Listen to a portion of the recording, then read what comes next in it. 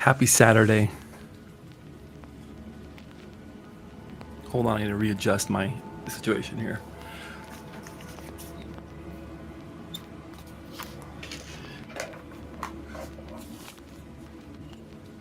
There we are. I hope everybody's doing well on this fine Saturday. It's 2 o'clock my time, Mountain Standard Time, which means it's 4 o'clock on the East Coast. My name is Jesse J, and welcome to Slay Security Plus. I see Operation Tech Takeover in chat. Peace and blessings, big brother Jesse. Operation Tech Takeover, peace and blessings to you. Little brother, maybe? Let's go.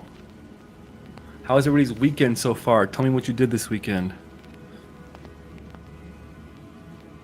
Today's beverage sponsor is Black Rifle Coffee. This is Tactisquatch in black. No cream, no sugar, just black. That's how we do it. Black coffee. Coffee on deck, Tech Ricky, LFG. Let's do this. My good man, Muhammad Wali Mumin. Welcome back to the party. A little programming note, ladies and gentlemen. Today I am playing a concert in my little country rock band. We're playing at a saloon called the Warehouse 2565 here in Western Colorado. And so this will be somewhat of a shorter study session. With that, let's pay some bills. Let me know what you're doing this weekend in chat, how your weekend went. While you do that, I'm going to pay a quick nod to our session sponsor, ThreatLocker. Listen, do zero-day exploits and supply chain attacks keep you up at night? Well, I don't want you to worry any longer, and you need to harden your security with ThreatLocker. Why is that? Because worldwide, companies like the Port of Vancouver, JetBlue, TrueCar, and many others trust ThreatLocker to secure their data and keep their business operations moving. ThreatLocker takes a deny-by-default approach to cybersecurity and provides a full audit of every action allowed or blocked for risk management and compliance, and their onboarding and their operation is fully supported by their US-based cyber hero support team.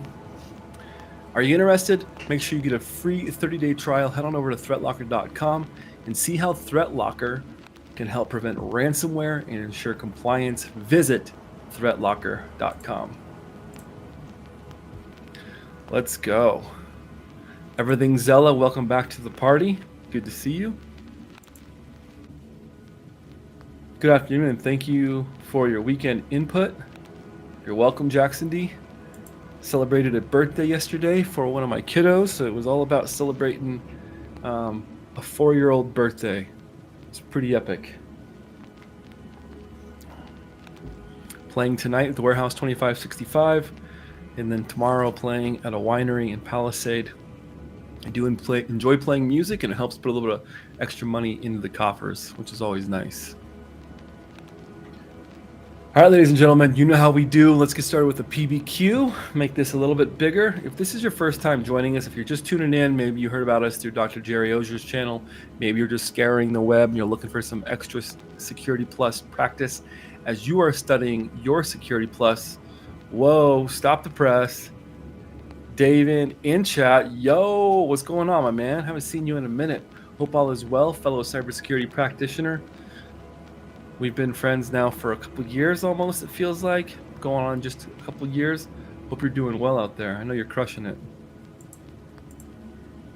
Tech Ricky is staining some AK furniture this weekend. Oh, after this, probably cook some smash burgers late. Oof, love me some smash burgers. As we were saying, if this is your first time here, what do we do here? Well, I know that there's a lot of people that are out there that are trying to get their Security Plus, and there's not a ton of really good study resources that are, curated in a way that you can kind of do them in a live atmosphere study session. So that's what we do. It's a community-driven live study session. We typically stick to the CompTIA Cert Master as well as the Professor Messer questions, because I think they're the best in the business, and we talk strategy, how to answer the question, getting a good look at them. I was going over today's PBQ, and hopefully you didn't see the answers in there for too long, but that is the one that we are going to do today. Let's see if we can find it one more time. So when you take your Security Plus test, your exam, you're going to get there on test day. You're going to click Begin Exam, and then you are going to start your exam off with what's called PBQs, or performance-based questions. These are a hands-on, practical approach to answering Security Plus questions. They're either going to be drag and drop, fill in the blanks, drop-down menu, or a combination of different methods or modalities to answer the test question. They typically take the longest, and they are worth the most, and you get partial credit. So if you answer all the components of the question, obviously you get it right. If you answer only a few components of the question, but you miss a couple, you will get partial credit for the components of the question that you answer. So it's incredibly crucial that you're going through and you're answering the question to your absolute best abilities. Poner Joe, my man, good to see you. Hope all is well for you. You've been crushing it. Brenda Snack Panic, welcome back to the party. So I like to get everything started with the PBQ. Maybe next season we'll look at a sponsor that will sponsor just the PBQ of the day. That'd be super cool. Be fun. All right, let's read the scenario. So every PBQ is similar to this in the sense that you'll get a scenario, then you close it, and you go on through the question. One thing I recommend is after you read your scenario is to click around and see what you can interact with within the environment. Because some PBQs, let's say the drag and drop, but maybe there's something that you can click on and it'll give you more information, or maybe it's actually part of the question. So make sure that you take a second and click on everything within inside that performance-based question, just to make sure you're not missing anything. Tech Grunt 11G, hello everyone. Woo! Welcome to the party. Let's go. All right, let's read this scenario. As a security analyst, you must investigate intrusions to your organization's extensive network and understand why they happen. Recently, a malicious actor infected 2 hosts, and you need to reconstruct the attack and its methods so that the network and users have protection against future malicious activity. You will need to think like the malicious actor and rebuild the attacks based on the defenses and vulnerabilities present in the exploited systems. Okay, pretty straightforward. So if this is me, I sit down, I read the scenario, I might see, okay, drop down selectors, looks like we got some options here. It's not showing the options. Let's try that again.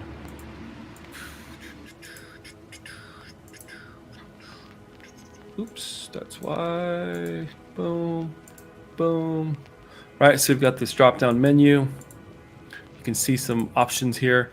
Maybe this globe does something. Maybe the malicious actor that he's got his hands in his pockets and a skull and crossbones on his shirt.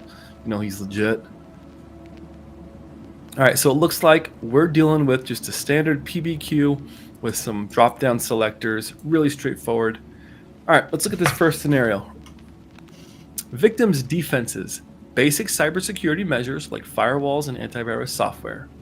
The victim's vulnerabilities. Using a corporate email to register for business discounts on personal purchases. Tisk, tisk, tisk. Tech Ricky, this PBQ has some overlap with CISA Plus. I'm passively studying for my CISA Plus, so that's good to know.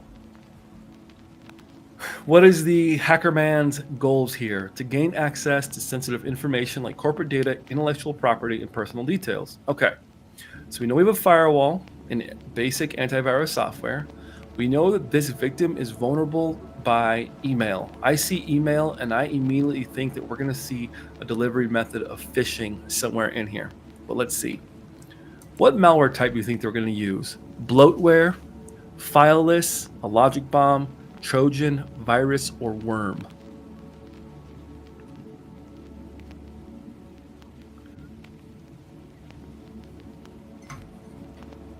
And remember, something to keep in mind when you're going through PBQs and CompTIA questions, there are going to be some questions that they're in the world of cybersecurity at a practical level, at a real world level. There are some answers that are just better, okay, that are just better for the question. You have to get used to working with the limitations that CompTIA gives you. So if you do a drag and drop or you drop down the menu and you're like, well, the best answer here isn't there, right? Then you got to get what they give you, right? Bloatware. When I think of bloatware, I think of all the things that comes preloaded on a Microsoft machine. All of the extra features, as they call them. File list, maybe something in memory or in the process. A logic bomb, I don't know. We know from our studying that a logic bomb usually has to have parameters that are met. If this happens, then this goes off, right? Trojan. I like Trojan.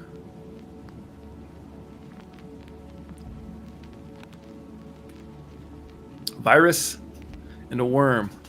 Key to remember with a virus and a worm, one of the big differences, and you may get asked this, this is a very basic concept, and I'm sure most of you already know this, that a worm has the ability to replicate across systems, to move across systems and replicate without any interaction. Coding crypto, what's going on? Saying Trojan or virus? I'm going to go with Trojan. What is the attack vector here? Malicious JavaScript file, a malicious file, a malicious MS Office file, or a malicious XML file?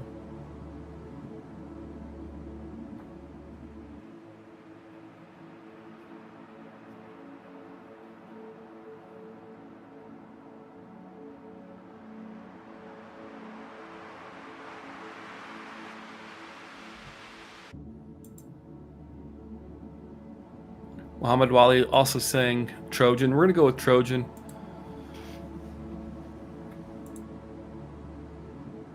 Everything Zilla going with Trojan. Virus could be picked up with antivirus. That's true.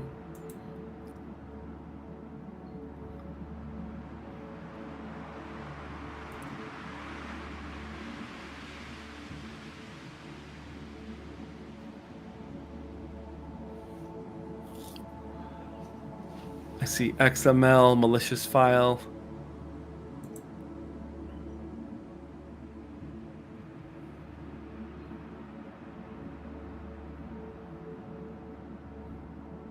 JMod, welcome to the party.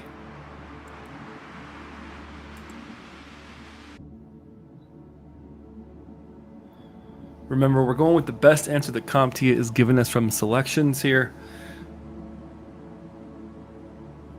I'm torn between just a straight up malicious file or a straight up MS Office file.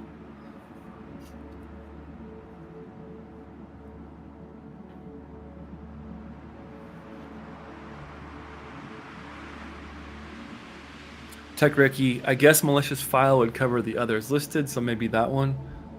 Maybe. Delivery method, application vulnerability, a network vulnerability, a phishing or hoax email, social engineering, or a watering hole. Well, we know that this person, I kind of am going to go right away with phishing or hoax email. Again, because the victim's vulnerabilities are using a corporate email to register for business discounts on personal purchases. That tells me straight up that they're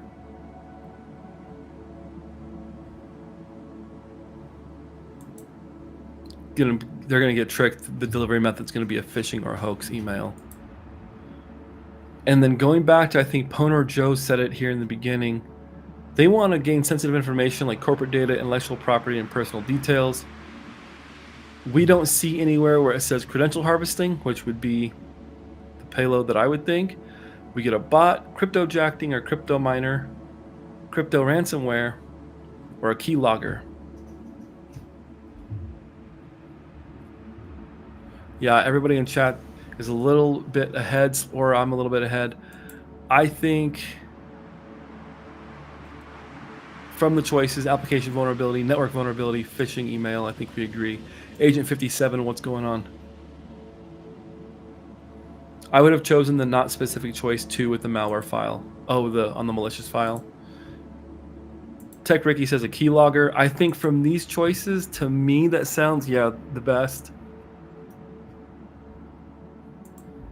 This person's going to register for a business discounts on personal purchases using corporate email to register for business discounts and personal purchases.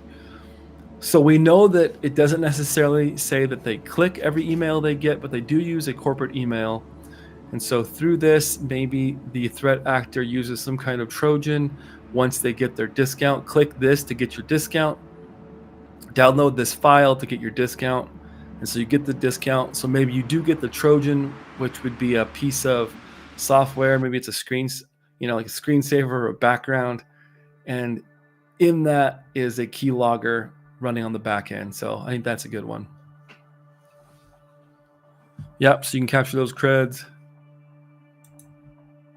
Scenario number 2, the victim's defenses. They have VPNs updated with the latest patches, network security monitoring capabilities. Okay. Victim's vulnerabilities. Use of personal devices with miscellaneous unpatched software accessing a virtual event. What is our threat actor's goal? Our threat actor's goal is the loss of availability and financial gain by encrypting data. Well, in the payload section here, we already see ransomware, which encrypting data, loss of availability. I think that's pretty straightforward. If everybody agrees with me on the payload, put ransomware in the comments. For now, I'll leave it blank. Mike, happy class to you too. Happy Saturday.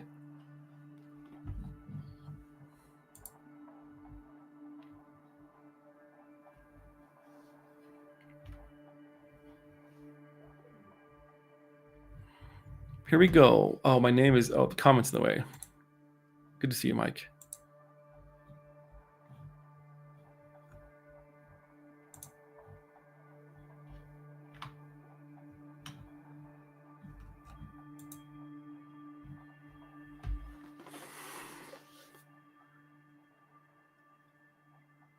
Everyone's agreeing with the ransomware for the payload because we see encrypt data. That's pretty straightforward. Our malware type, we've got the same selection, give or take: fileless, logic bomb, a pup, potentially unwanted program, Trojan, virus, or worm. Worm!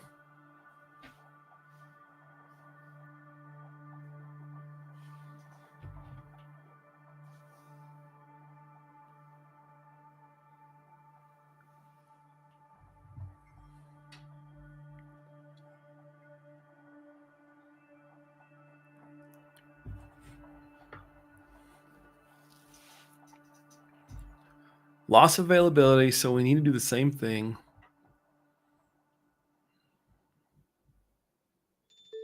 Earthworm Jim, that was a fun game. Didn't he beat the enemies by whipping his head around because he was a worm? He was like, whoosh. I think I remember that for Super Nintendo. I picked up an original Super Nintendo at a garage sale 10 years ago. I still have it. Got it for $5 and it came with 6 games, an original SNES, 2 controllers. I should hook that up. Fileless, logic bomb, potentially unwanted pup, potentially unwanted program, a Trojan, virus, or worm. Let's think through this. They've got VPNs, latest patches. Yeah, he would use his head as a whip. That's what I thought. It's kind of a kooky game too. I remember it had just some weird, especially for its time, it had some weird stuff going on.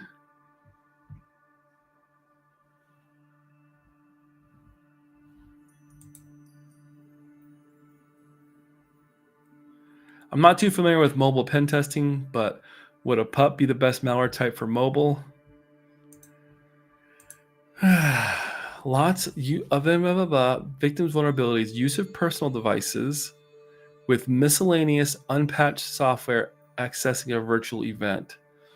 So this person uses a lot of personal devices, and we're accessing this virtual event. And also I've got all these unpatched softwares.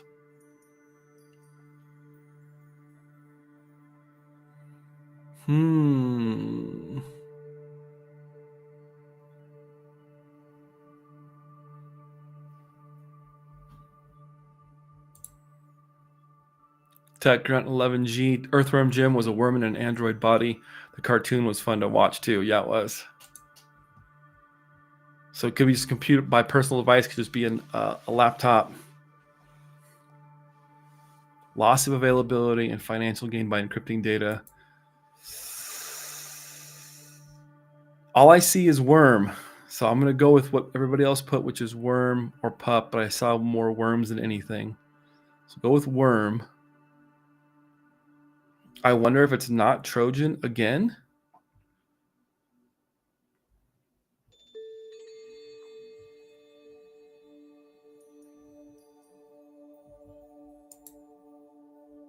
Sandex got in late today. Let's rock. Yeah, let's rock. We're blazing through this one. Let's get through this question so we can get to some practice questions. Let's see if the Google will give us a better.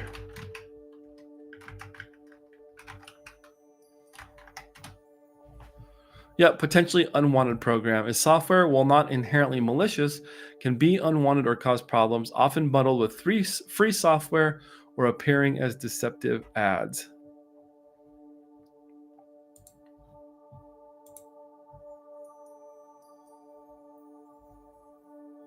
Poner Joe, worm sounds the best for ransomware. Yeah, or logic bomb, or a Trojan.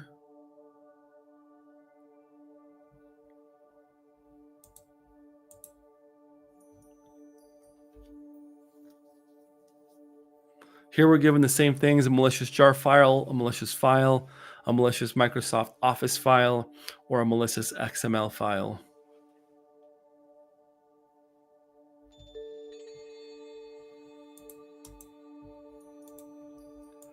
TechCrunch 11G, wouldn't most ransomware incidents begin as a Trojan? Right, so I think of a worm, I think of something that goes through and maybe is a stage 1, going through the network, infecting them, replicating on its own, maybe not encrypting everything right away. So it's definitely either logic bomb, Trojan, or worm.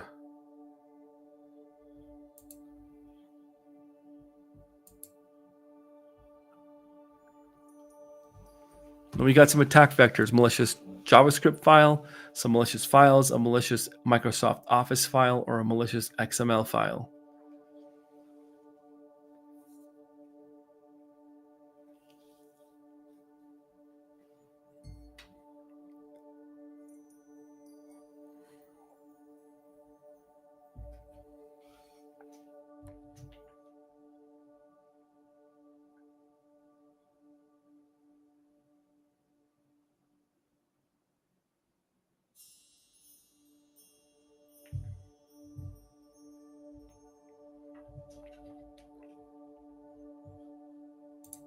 Torn between Trojan and worm. Take your pick, class. And they don't have to be different. Remember that. On these PBQs, they don't have to be different. So they both could be Trojans. One could be Trojan, one could be a worm.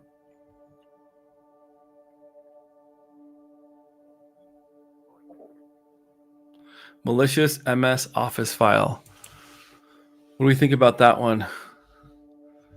Accessing a virtual event. Mohammed saying malicious file again. Poner Joe. I'd go for malicious file. Hey, welcome to the hacker event. Download this file. Okay. Carl.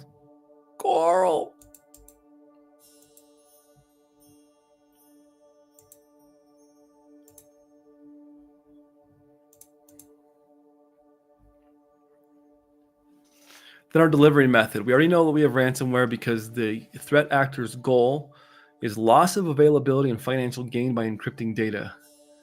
Application vulnerability, a network vulnerability, phishing or hoax email, social engineering, or watering hole.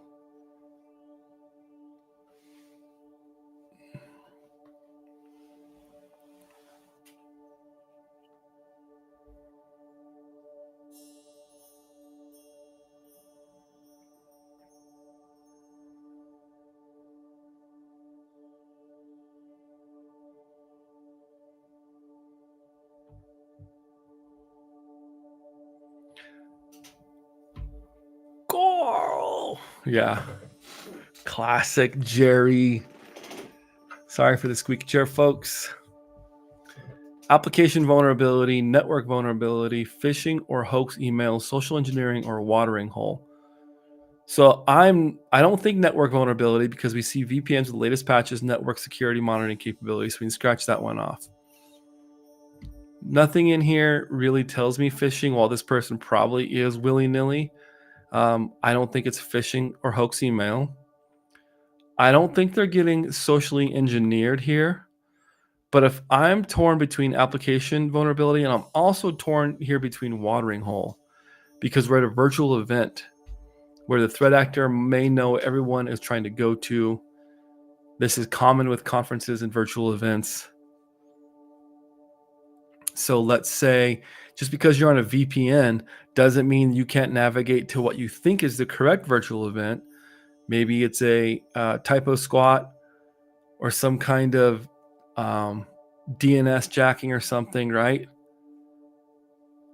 And so you go to the watering hole because the virtual event that you think you're going to, log in with your credentials, download the whatever it is that you need for the virtual event, boom, goes through, because everyone's going to be going to it, or this threat actor might know that everyone's going to be going to it, especially in a corporate enterprise scenario, using your personal device. To me, it's either with miscellaneous unpatched software or accessing a virtual event.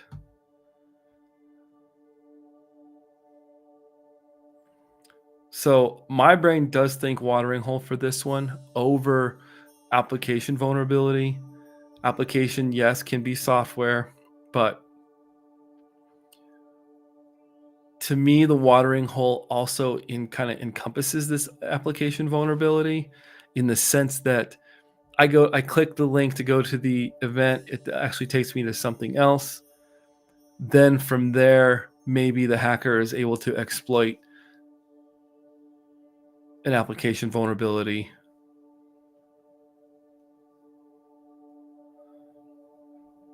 But to me, I'm getting watering hole on this one.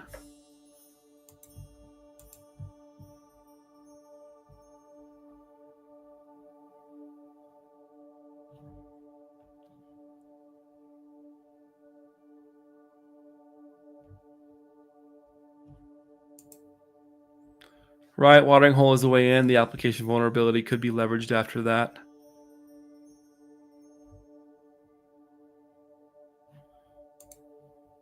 Let's send it. So we're all on agreement with worm. I lean towards potentially Trojan, even though it's a terrible answer. I lean towards either worm or Trojan. Malicious file, sure. He is at a work event, so it could be a malicious Microsoft Office file, but we can go with malicious file. Watering hole and ransomware. Lock it in and send it. First person I see us send it, and it goes.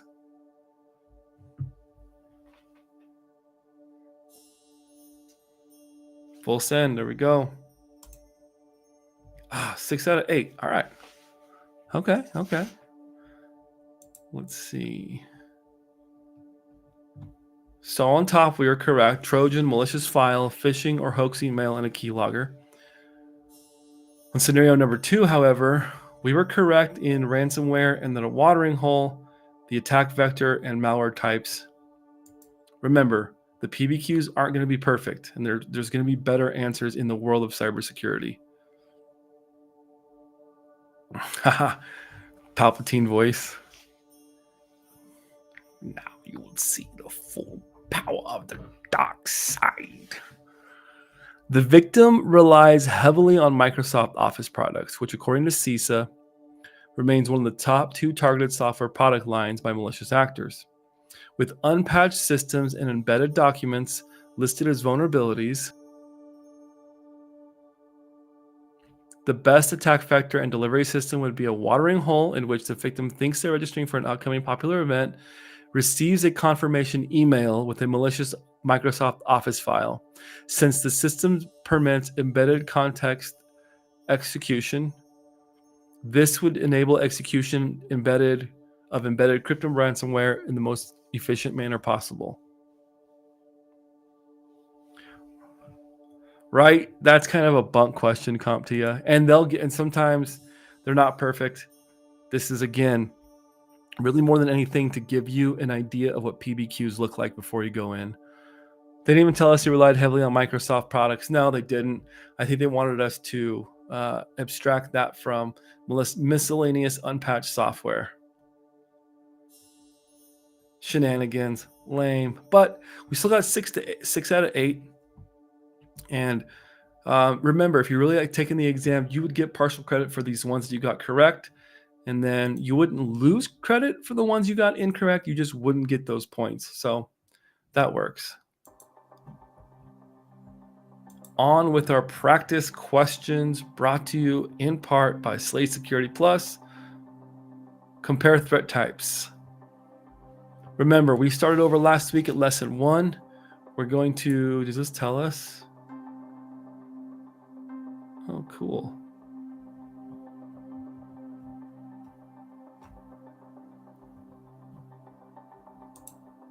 Lesson 2.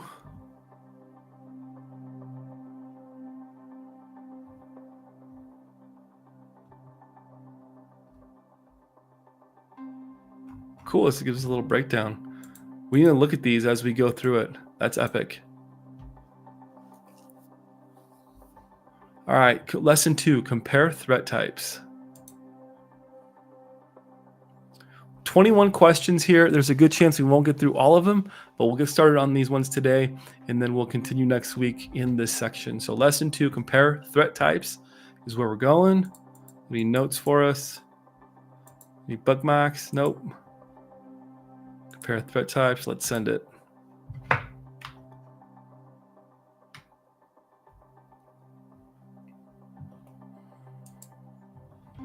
This practice question brought to you by Mike Nim and his comment. All right, class, wish me luck. I've got a hiring manager interview Monday for application security specialist role, preparing for it right now and doing Slate Security Plus. Kind of gray area for me.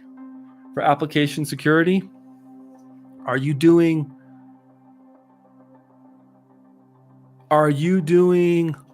like pen testing or just application security specialist as in defenses?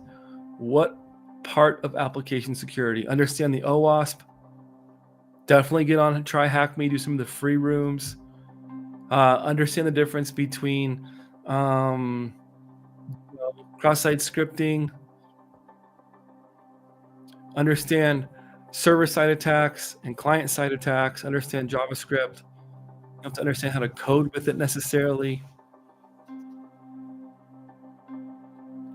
Maybe just have a brief overview ready for talking about the difference between like cross-site scripting and maybe a cross-site forgery request, and just have an idea of the differences between how JavaScript can be executed. Those are all, understand just the basics of front end, back end, maybe just have an idea of API calls. You don't need to be able to, if this is a specialist role, it sounds like it's relatively entry level.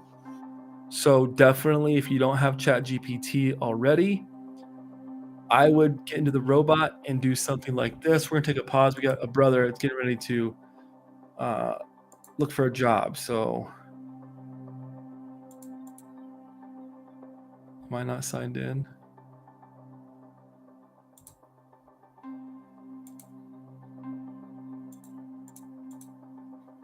Heck. Temporary chat, huh? That's cool. Oh, am I not signed in? This is weird.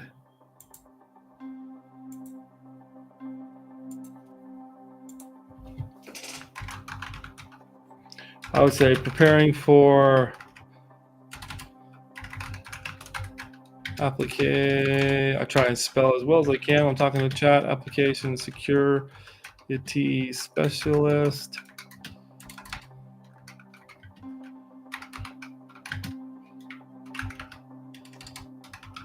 Give me, 10 things I should know. This is super basic and it may.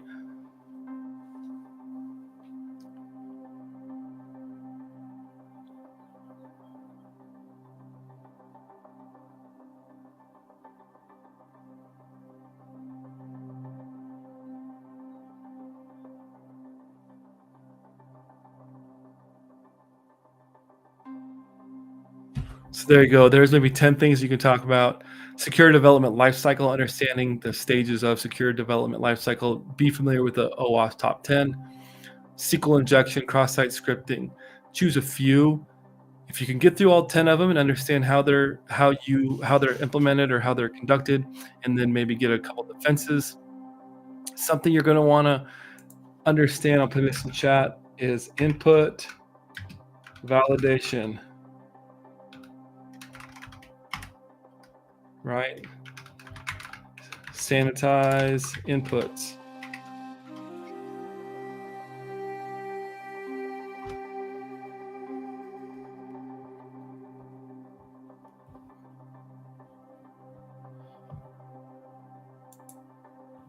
You have your appointment on Monday. Mike, you feel free to hit me up on LinkedIn. Maybe I can point you in the direction. I've applied. I've interviewed for a couple. I didn't get the jobs. I made it to like the third stage on one and the second stage for another for application pen testing roles, because that was my thing for a while, as I just was dead set on being a red teamer and I wanted to be a pen tester. Realized that I had more to learn. And so I took not really necessarily a step back, but I decided to become more well-rounded in my cybersecurity practice, which I'm so glad that's what I did. Yep, that ethereal music is us. I wish that was me playing it, but no, that's just the Zen music. All right, let's answer some questions. Tech Ricky, maybe look at the clock. A company uses a popular hosted password manager that recently notified the company that their credentials were breached. The company then forced a password reset on all employees' accounts. What is a consideration when using third-party software for any computer function? A, costs can be cheaper than doing it internally. B, every vendor is at risk of threats. C, the risks outweigh the costs. And D, a company cannot hire employees with specific roles. Okay, I need to reread this question, and you might too. A company uses a popular hosted, look, there's a little typo, uses a popular hosted popular password manager that recently notified the company that their credentials were breached. The company then forced a password reset on all employees' accounts. What is the consideration when using third-party software for any computer function? Cost can be cheaper than doing it internally. B, every vendor is at risk of threats. C, the risks outweigh the costs. And D, a company cannot hire employees with specific roles. Well, that's not true. A company can hire employees with specific roles, so we know that's not true. And then after you read the question once or twice, go through the answers a couple times, start a process of elimination. Even if you're just scratching them out on little scratch paper they give you, or it's in your brain.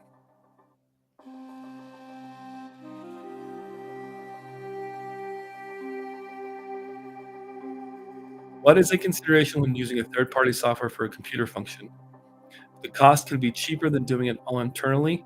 Yes, that may be true, but it doesn't have anything to do with security in this question. So that just doesn't satisfy me, because any question that CompTIA gives you during the Security Plus is going to be around that triad of security, right? Confidentiality, integrity, and availability, and trying to understand the scenario they give you and what answer would best fit to protect one of those two things, or one of those three things, or all three of them.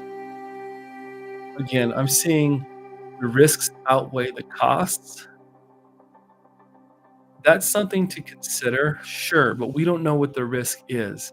But we can say that every vendor is at risk of threats. I like B2. Let's send it. Yep. There are risks when using any software, including third-party vendor services for software. It is important to analyze a vendor's security posture to protect against breaches. Good call. Costs are typically cheaper using a third party for tasks or software. However, in the case of password managers, free alternatives eliminate this option. I just don't like the answer. I don't think that's necessarily a good explanation. Simply using a third-party vendor does not necessarily lower the risk. In some instances, it increases the risk to a company even more than developing something internally. Agreed.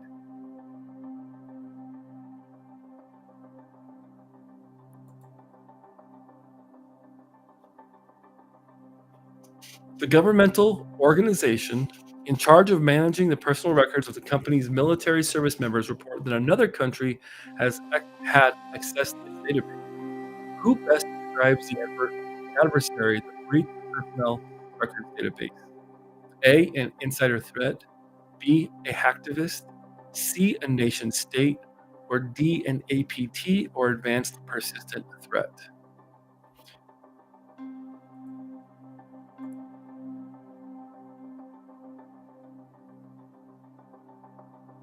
Hey, look, we're live. What was I watching last? Something about a Kubernetes cluster. Let's go to history. I want to share this with you guys. This is a killer. Scammers, Windows 95, Oracle, Breach, live music. Whoa, who's watching all the Metallica on my... I didn't watch any of that. Oh, here we go. Share this with you guys.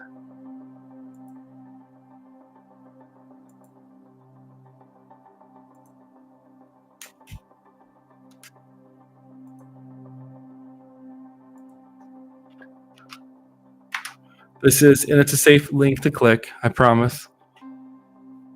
Well, let me click it, but you just saw me, you just watched me go through and share it. I'm sharing this. It's a super fun, it's 3 hours of pretty well done hacker documentaries. And they talk about, at least in this documentary, they talk about the first APT1 in China. Malware Jake is on there, which is pretty cool.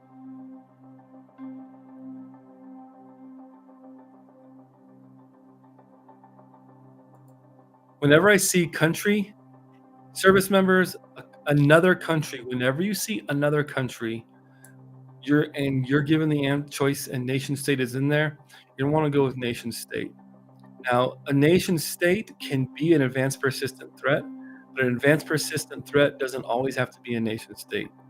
We know that an insider doesn't really talk about an insider threat or somebody within the company, so that takes off insider threat. Hacktivists typically are more interested in defacing and making their statement known.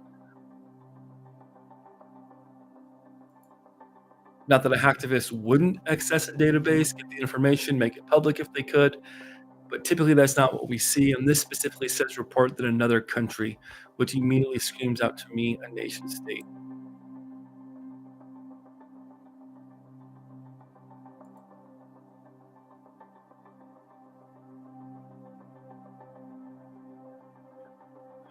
Something that I used to struggle with is I kept thinking that nation states and APTs were always either closely related, could be used synonymously or interchangeably.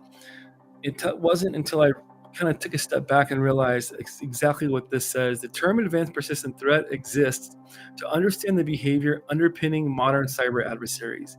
APT refers to the ability of an adversary to achieve an ongoing compromise of network security.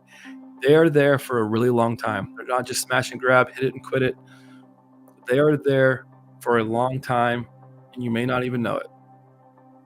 Well, you don't know it, because if you did, you'd try and get them out. And even if you do know it and try to get them out, sometimes they embed so many backdoors and the ability to come back and continue to pwn your system that they're just an advanced persistent threat. They don't go away. Moving on, an accountant received a phone call from an individual requesting information for an ongoing project. The individual stated to be from a known vendor the company is working with. Before giving the information over, the accountant should protect against what? A, typo squatting, B, impersonation, C, a watering hole attack, or D, consensus technique.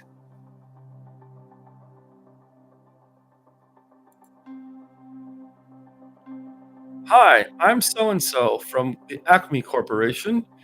Um, I work for a company that you guys work with all the time. I'd like to request information about this project. Please give me the information.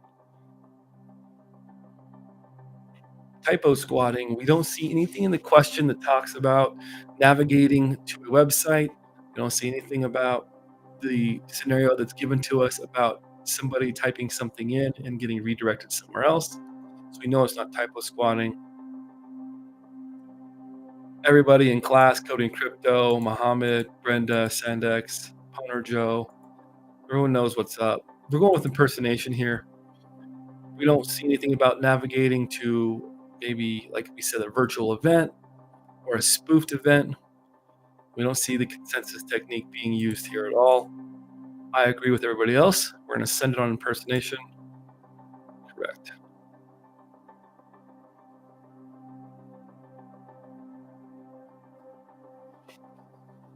Now you're going to see the consensus technique come up. So let's talk about it just a little bit. Well, what is the consensus tech? Tech grunt, robocall voice. We've been trying to reach you. Hello. We've been trying to reach you about your vehicle's extended warranty. The persuasive or consensus technique attempts to convince the target that the request is natural and it would somehow be odd to refuse. Like everybody does it. Hey Jim, this is Bob in accounting. We usually get these files just sent over us on an unsecured FTP. Would you mind just FTPing those over? No big deal. Thanks. You're going, well, if it always happens, it'd be weird for me not to. Everybody does it, right? It's not necessarily, you're not forcing somebody, you're not using any methods, you're not really persuading them even. You're trying to convince them that everybody does it, or it's natural, and this is just what we do. And it'd be really weird if you didn't. Whenever you see the consensus technique, think consensus. It's what everybody does.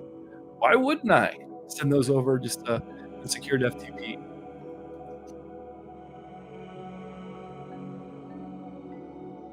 Moving on, let's get these questions a little bigger now that we're done with PBQs. An information technology manager is trying to persuade the chief financial officer, or CFO, to sign off on a new support and update contract for the company's virtualized environment. The CFO sees this as a waste of money since the company has already had the environment up and running. The IT manager explained to the CFO that the company will no longer receive security updates to protect the environment. What describes the level of hazard posed by not keeping the systems up to date?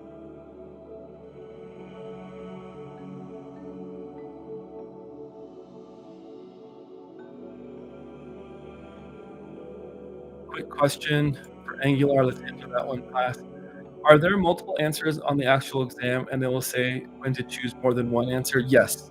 There are a few questions, and I'm not seeing them here. We see them in the Professor Messer, and I've talked about this in other live streams, and I won't get on the soapbox for too long because we got to cruise.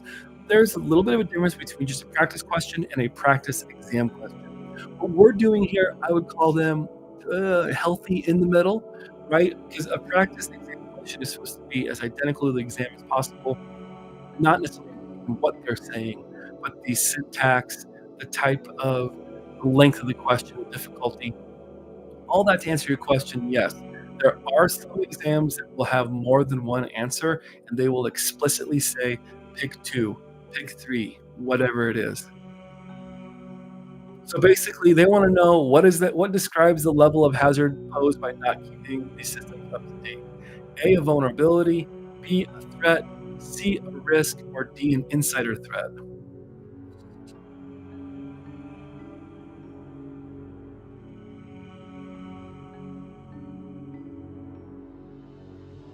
So the unpatched vulnerabilities, or the unpatched environment, to me would be the vulnerability. The threat would be the threat actors, or whatever the threat is, what would be attacking. So there's the threat that the vulnerability would be exploited. What describes the level of hazard? The risk. You run the risk. Yes.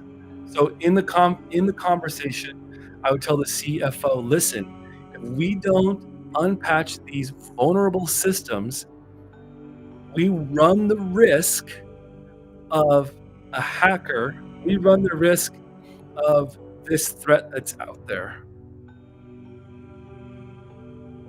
And an insider threat is just somebody that's doing it from the inside.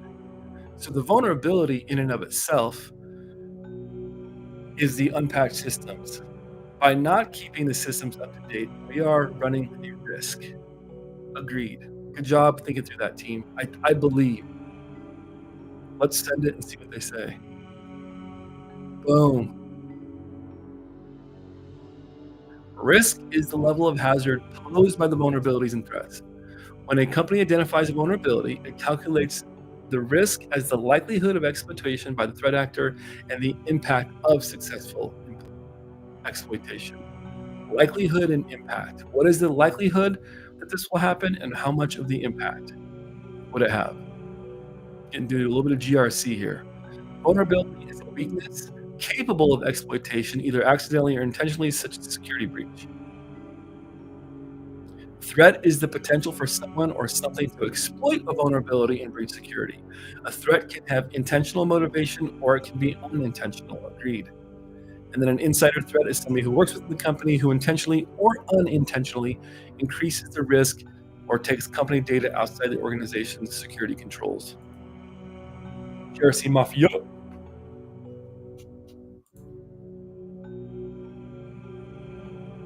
A large financial, ooh, I'm gonna move the comment. Yeah. A large financial firm recently brought its information technology IT back in-house. So it sounds like they were using either a third party or they were in the cloud. It made this decision after facing issues with its third-party vendor not properly securing its systems from outside threats. Which of the following was the primary consideration for the financial firm's return to in-house IT services? A, to reduce the risk of supply chain attacks. B, to reduce the risk of insider threats. C, to reduce the risk of nation-state threats. Or D, to improve the company's security posture.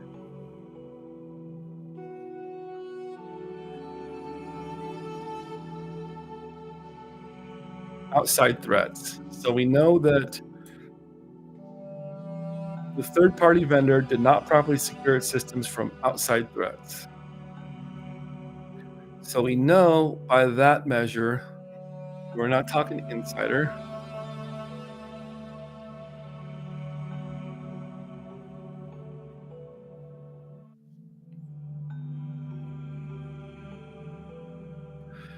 The fact that it's a large financial firm, typically, unless you're North Korea, nation states typically attack other nation states.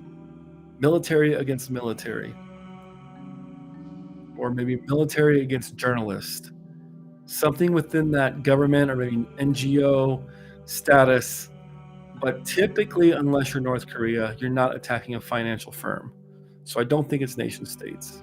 But it could be A, to reduce the risk of supply chain attacks because you're using a third party and you know they're not properly securing its systems from outside threats, or you want to improve the company's security posture. To me, this is one of those questions where by improving the company's security posture, you're also doing A. We've got one of these where the answer would cover A as well. Just like Tech Ricky said at the exact same time I said it, which is awesome. Sorry, I get excited when things like that happen. Yeah, reducing supply chain attacks improves the security posture, but also to improve the company's security posture would also cover reduce the risk of supply chain attacks.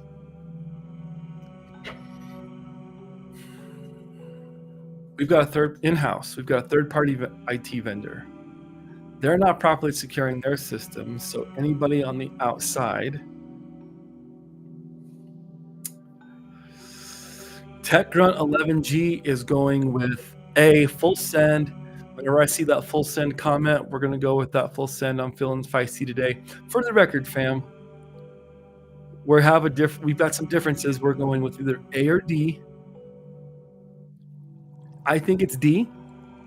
My brain thinks it's D because the company security posture, if we improve the company security posture, we'll also be reducing supply chain attacks. But I could be wrong. Do we just become best friends? Yep. Team Simply Cyber in the house. Dr. Jerry, what a friend and mentor. Love that guy and what he does for our community. All right, let's send it on A.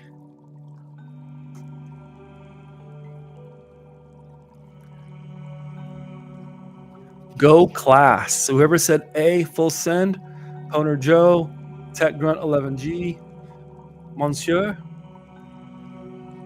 There we go. A was correct. By bringing things in-house, the company can limit risks in relation to supply chain attacks. By bringing things in-house does not necessarily improve the company's security posture. It is dependent on its ability to implement secure controls properly. That's true.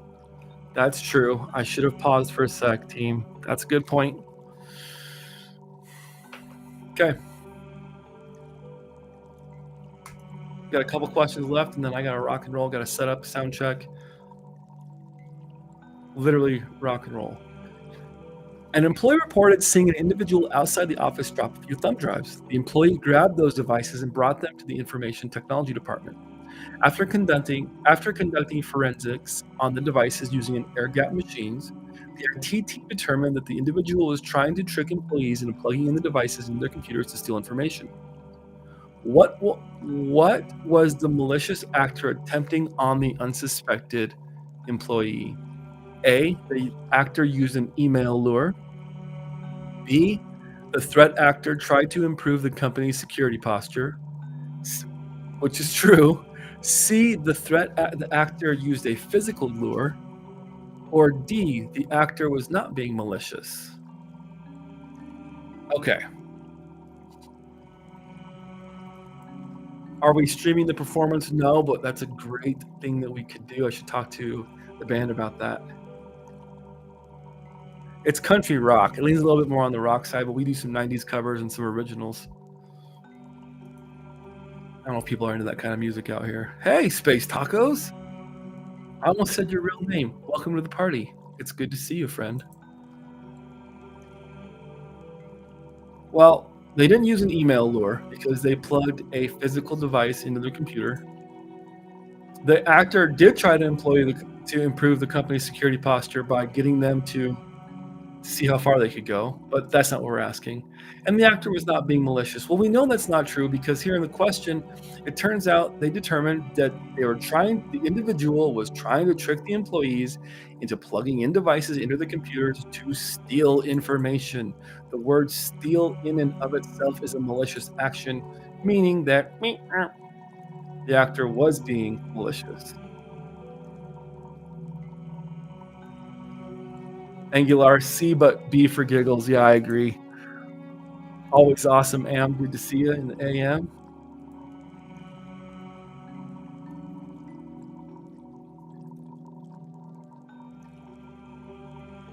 I'm going to go with physical lure. Final answer on the final question. Let's send it. Yes. A physical lure can occur when an attacker leaves something such as a removable flash drive in an area in which a targeted person would use the device in the work environment. We don't see anything in the scenario mentioning an email, just like this question says.